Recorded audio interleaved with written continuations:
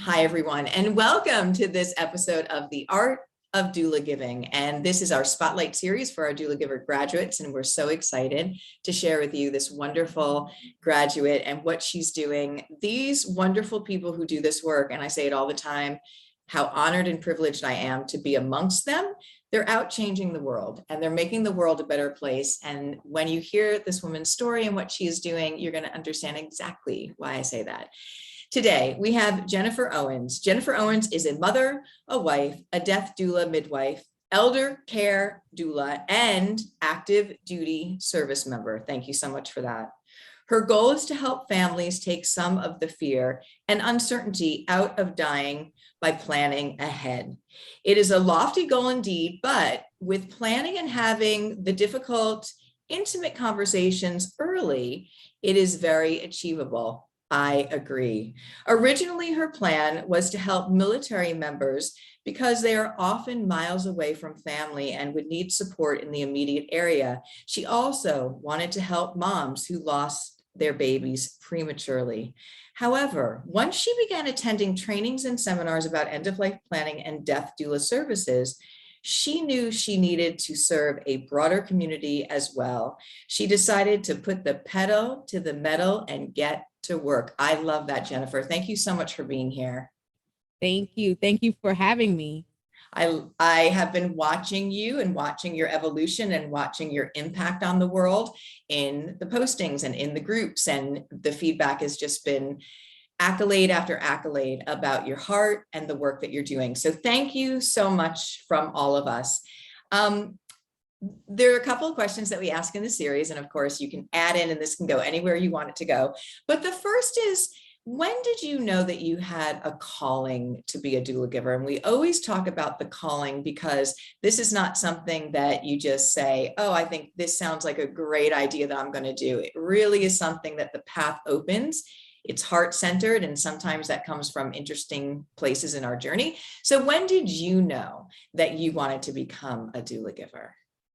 Well, excuse me, I actually ignored it for a really long time because when you hear the word death doula, or when you look into death doulas and death work, when I started, there wasn't a lot of things out there publicly, even though being a death doula is nothing new.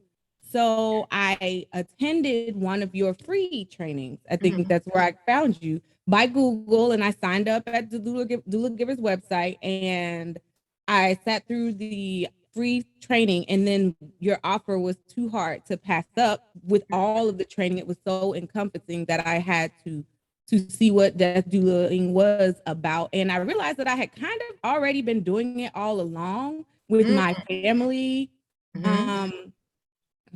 Pre-planning my mom's funeral and getting everything in line, and talking to my family and friends about getting things in line, because I had lost a daughter at 42 days old. She was a preemie and she died at 42 days old.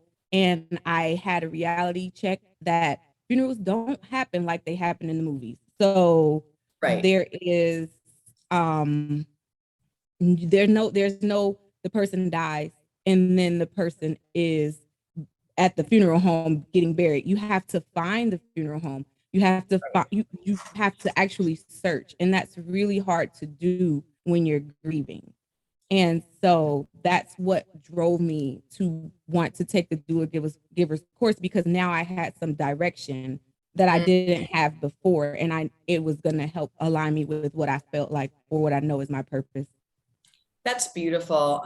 So sending you so much love with your daughter. And I love when you said, you know, the planning for your mom and pre-planning. And I also really want people to hear what you just said about trying to put it all together. So you just had somebody, and you know as well as I do right now, we're not planning on end of life ahead of time for the most part. It shows up, it's going to 100% show up for each one of us at some point. And then to scramble, the additional stress, and that's just putting it so lightly, that goes along with trying to figure this out now when you just don't even know what just happened. Your loved one just died. It probably was a crisis, you know, frenetic experience, because they are. And then now you have to try and put this all together. Somebody had once made the analogy that it's like trying to put a wedding together in a weekend. You spend way too much, you make mistakes, you don't even know what happened, the whole thing.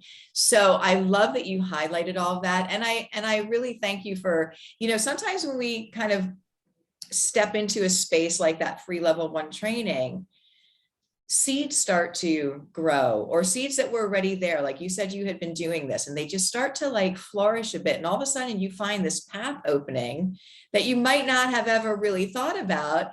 And you trusted that within you and then went further, and where you are now is just amazing. Yeah. And what you're doing. So thank you for that. I think all of us have different stories of what brought us here. And I specifically honor people who had a traumatic experience or a painful experience or something, and then want to help others in those spaces with what they have learned, which is incredible. The second question that I have is, and you can talk again about anywhere you want to go with this, is how has this work changed you personally? How has it changed your life? Because I often talk about when I first started working for hospice, my life never felt more full than working with those at the end of life, because what it taught me. So I just want to ask you, when you started to now go down this path, how has your life, if at all, personally been changed by the work that you do? So personally, it has opened my eyes to tons and tons of things, especially about aging and dying, because I was always pretty adamant that I wanted to live this long life. And when I died, I wanted to know that I was dying, and I wanted it to be this, I don't know, movie type thing that never really happens, where I'm alive and then I take my last breath after I've told everybody that I love them and then I'm gone. Yeah. And sitting with people who are dying let me know that even though death may not be as beautiful as we see it in the movies, it's beautiful. Yeah. And it's not scary because it has to happen. It's part of our lives.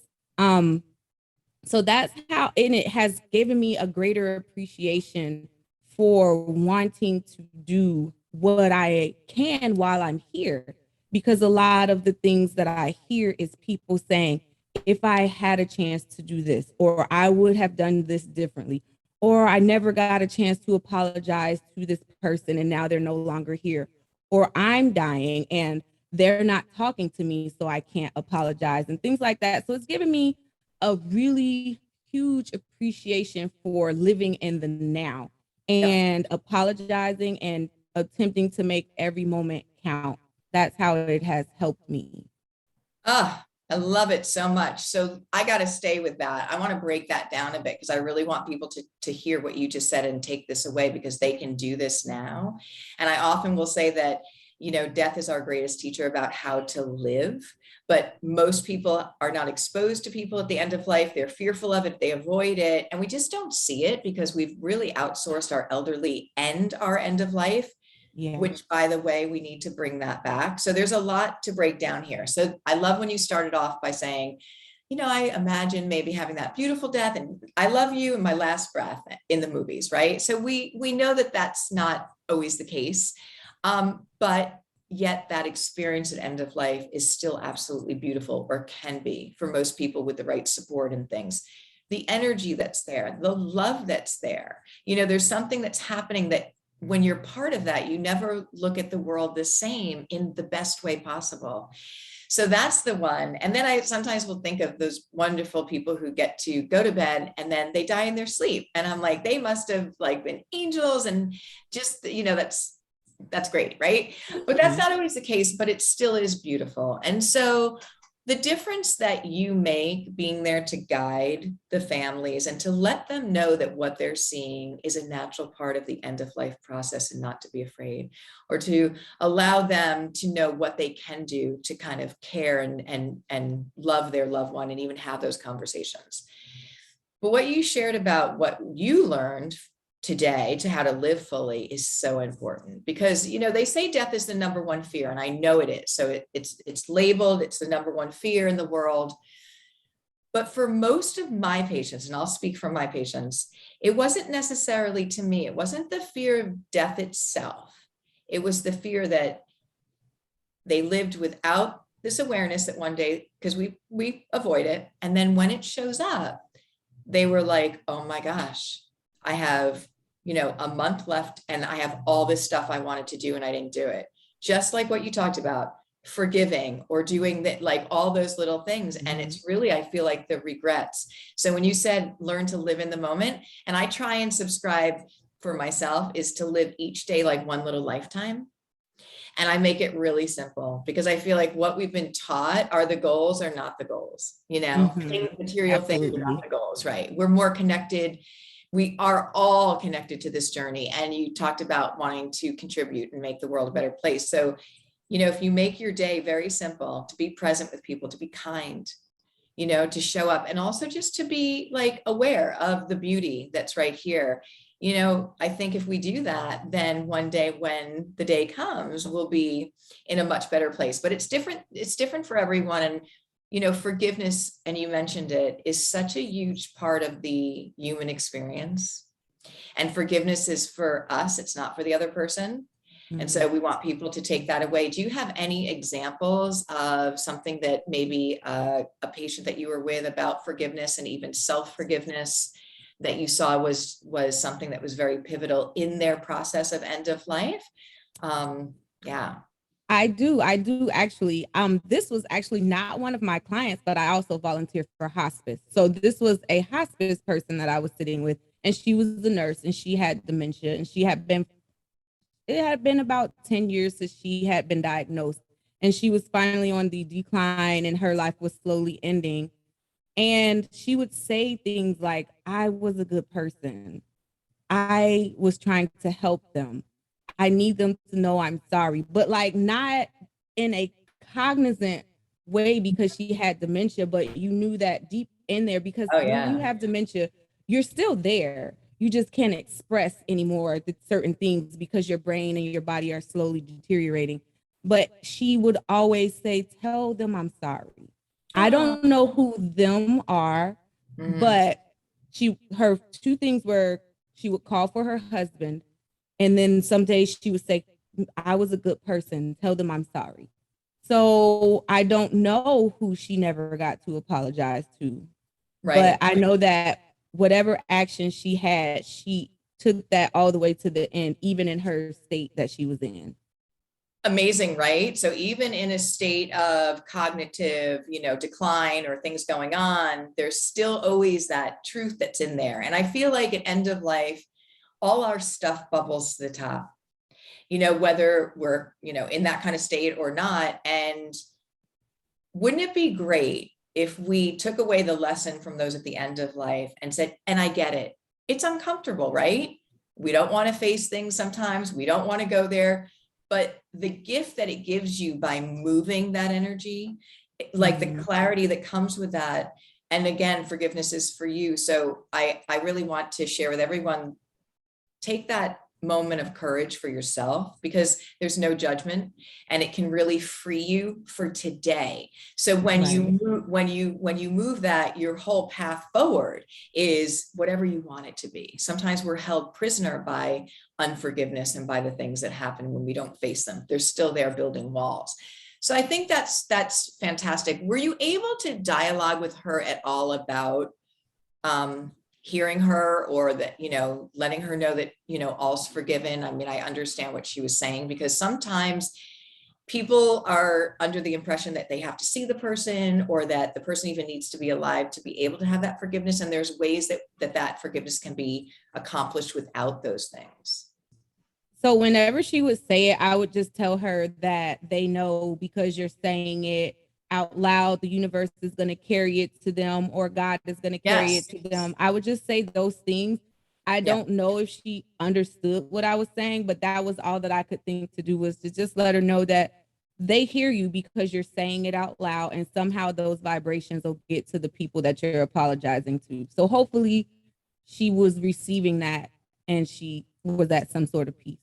1,000% she was, because, and I talk about this all the time. So we grow up in a world where we really have removed again the spiritual component to this journey. And, I mean, one of the best things that I can describe is that there are, everything is energy, right? And so the energy is right here. Like if I drop this pen, it would drop to the floor. No one would think twice about it, but that's because of gravity. There's an energy force pulling it. Right. And we just don't talk about that. But to me, how comforting would it be that we had that again in our natural fold to say, what I think, first of all, what I say and what I feel, but what I think goes somewhere. So I think I'd be really mindful, which I try and be, of what I'm thinking. Because if it's sending out a signal, but it's also quite beautiful that I can send love to anyone, anywhere with that intention. So I 1,000% believe that she received that. Thank you. I hope she did. Yeah, I do. And I think the biggest takeaway for me right now is, for the beautiful people that are listening, is that sit with yourself and think about, who you would like to give forgiveness to, and one thing you'd like to give forgiveness to yourself for, because there is no judgment. This is part of it. We're all accountable for what we do, but it's the most freeing thing. Don't wait till that end. And of course, if you want to do something, which is for me, the most important thing I feel is finding your purpose and your calling in this lifetime. And that's going to be different for everybody, but to honor whatever that is, because when you step into that, and sometimes it's not clear where you're stepping, you're like, I'm called to do this, but I'm not sure why. And it doesn't make any sense, right? Yeah. But when you trust that, you're like, oh, I get why, because it's like the air that you breathe, like everything just opened up. There's such a harmony in what you're doing every single day. So it's quite beautiful. So I just want people to really take that away as well. You've got to have the courage to follow your heart guidance. And sometimes, many times, it doesn't exactly show you where that's going or why, but if you feel it and know that that's correct. Yeah, that's really cool. Let's talk about your business. Let's talk about the name, the beauty, and all that you're doing in it, because you have been doing so much and such good work. So please, let's start with the name of your company, and then I'm going to ask you a few questions about that, and then we'll let people know how they can get in touch with you. Okay, so the name of my company is From Butterflies to Angels, and I had this name. The name comes, I've actually lost 2 children. I lost a pregnancy at, I always say 20 to 24 weeks, because when you're that early, there's no for sure gestation. But back then, the technology wasn't there to where they could even attempt to try to save the baby because of the gestational age. And one time I was driving and I heard a song by Anita Baker called Angel. So my first daughter's name was going to be Angelina. And then my second daughter was Lyric, and I decorated her room with butterflies everywhere, because she was going to be my little butterfly. She was in the cocoon, my stomach, and I was going to get to watch her develop into this beautiful young woman eventually. But then she died at 42 weeks, 42 days, I'm sorry. But I birthed her at 28 weeks gestation. My body just didn't at the time like to keep my babies full term. So originally it was like, I knew it had to be something with butterflies and angels. And originally it was that, butterflies and angels, or angels and butterflies. But then when I finally listened to the calling to do death work, I thought from butterflies to angels, because caterpillars turn into butterflies, and butterflies die just like people and turn into angels, and people turn into angels. So that's how From Butterflies to Angels came. It's actually in honor of both of my daughters that I lost. I love that so much. And your website is beautiful. Thank you. And again, you go back to energy, and it just has all this love around it. And I know it's because of all that you just shared. It's present there. So that is really beautiful.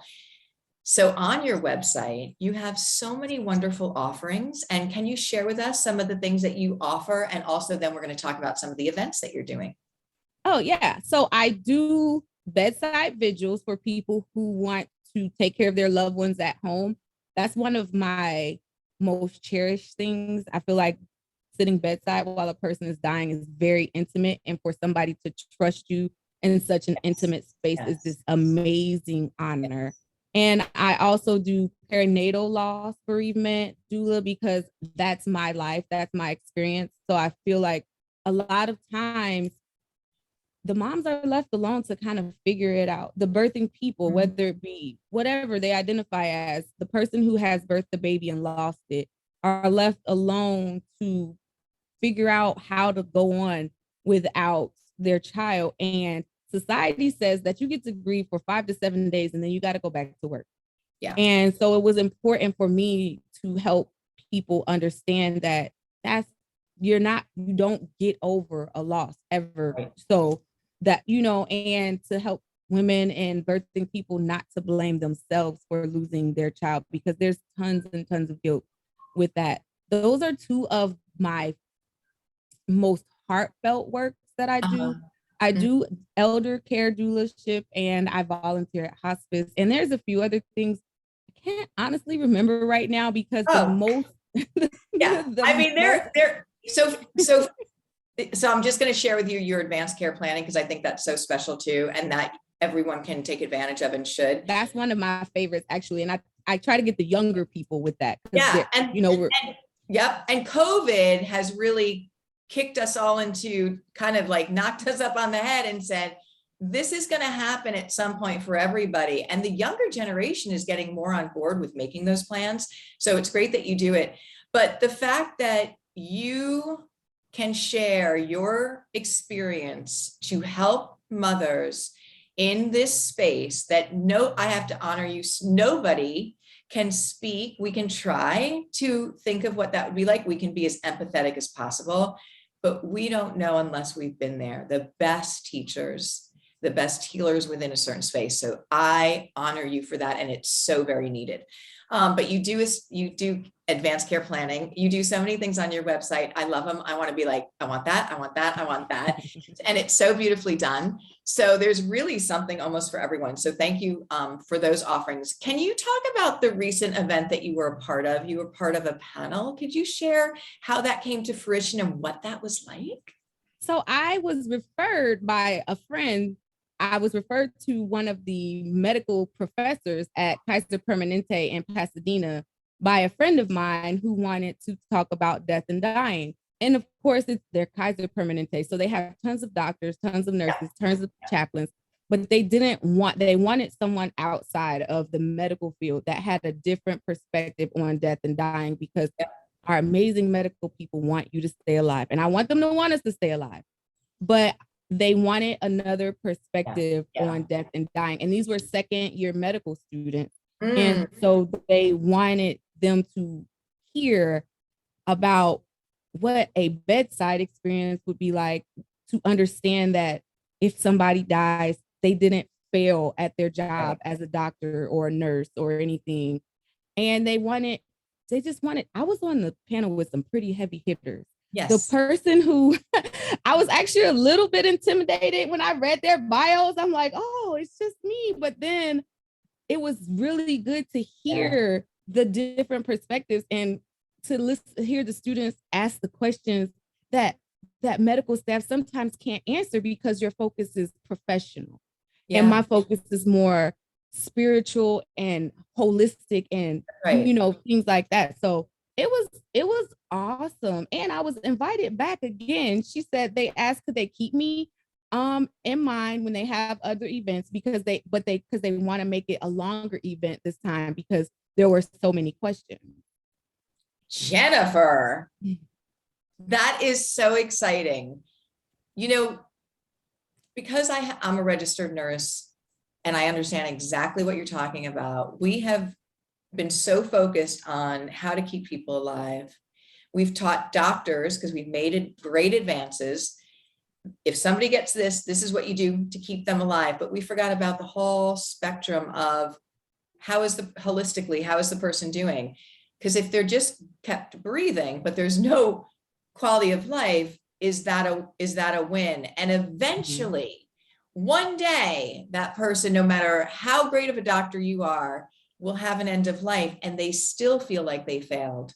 at that, because we've taught them that.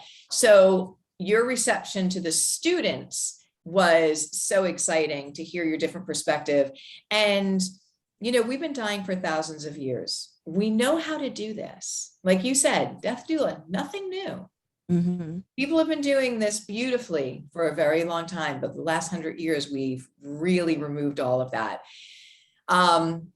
When I had a chance to speak a few years ago at NYU Medical School, and students, like you're saying, not in a big thing, like just to them, not like what you were at, but they were so grateful and so excited, because they're like, they don't teach us about this, and we know that it's not being done well, and we want to know how we can do it better.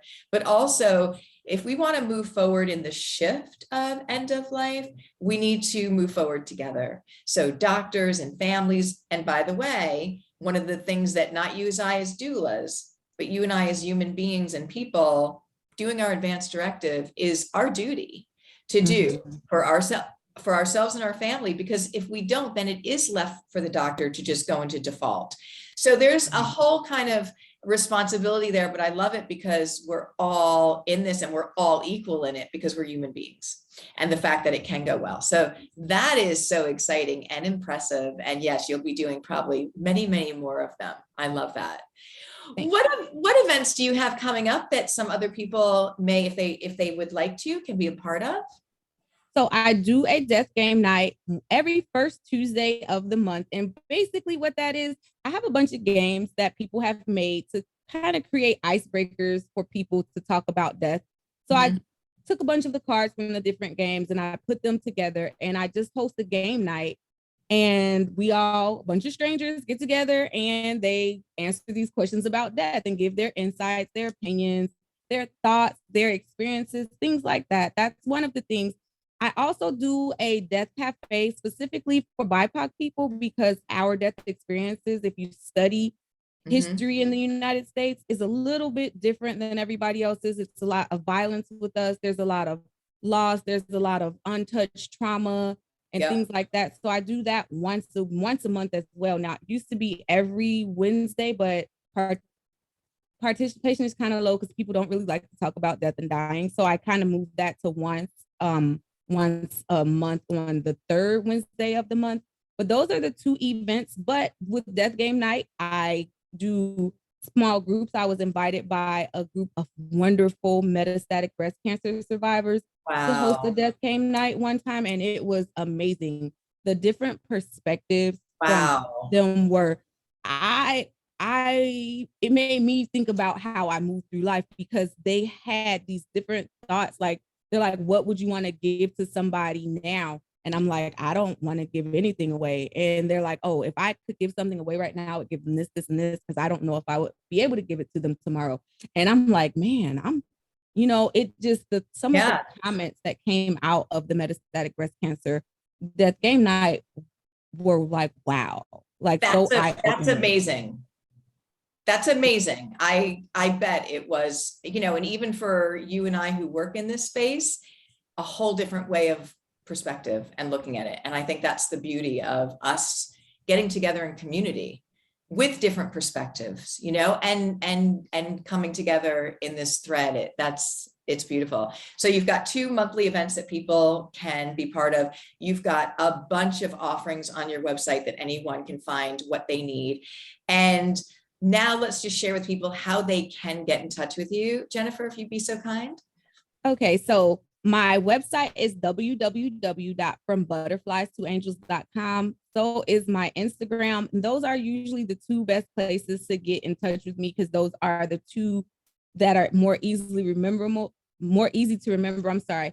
And then I have a Twitter, but Twitter moves so fast. But if you want to find me on Twitter, it's Death Doula Jen. But I'm just going to tell you, you'll find the same content from Instagram on Twitter, because all I do is post the same stuff. Twitter goes too fast for me. It sure does go fast. Okay, well, what we'll do is we'll have all your links below so people can just click on it and find you. And Jennifer Owens, I want to thank you for all that you do. I want to thank you for being a guest here, and keep up the amazing work. You're making the world a better place, and we so appreciate that. Thank you so much. You're welcome, my dear. All right, everyone. Thank you so much again for listening to this episode, and we will see you in the next video. Thanks, everybody.